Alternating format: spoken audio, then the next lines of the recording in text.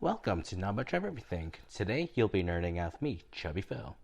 It's been over a week since I finished the finale of Andor, so I want to use this time to share my thoughts on the new Disney Plus show.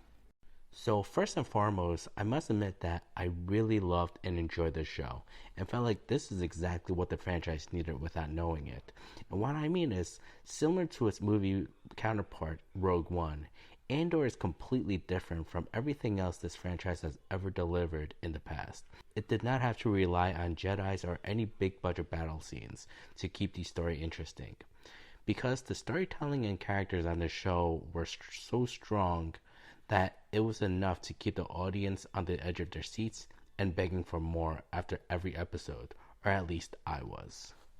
Compared to other Star Wars projects, Andor truly stood out on its own for many great reasons, and probably the number one thing that stood out the most is how this is actually an espionage story, demonstrating exactly where the rebellion started from, and how they were actually hidden spies infiltrating the Empire in plain sight.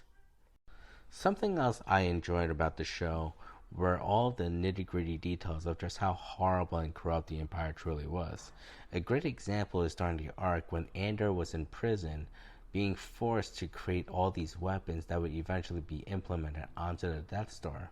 But the most significant part was when he and all of these other prisoners found out that none of them are going to leave alive, which would eventually lead to them rebelling and finding a way to escape forcefully out of the prison. And as the show progressed, the writers did a fantastic job in building up enough conflicts to inspire an all-out rebellion at the finale, which I'm assuming will set up Andor's next story in Season 2. Even though Andor does take place during the Skywalker saga, it's easy for us to forget that detail, mainly because this show lacks any fan service gimmicks we had seen in previous Disney Plus shows. Because it does feel like a standalone show, it was very refreshing to watch. Due to the shortcomings of the new movie trilogy, Boba Fett, and maybe a little bit of the Obi-Wan series, maybe having a show like Andor that felt completely unrelated from the inner circles of the Skywalker saga was exactly what we needed.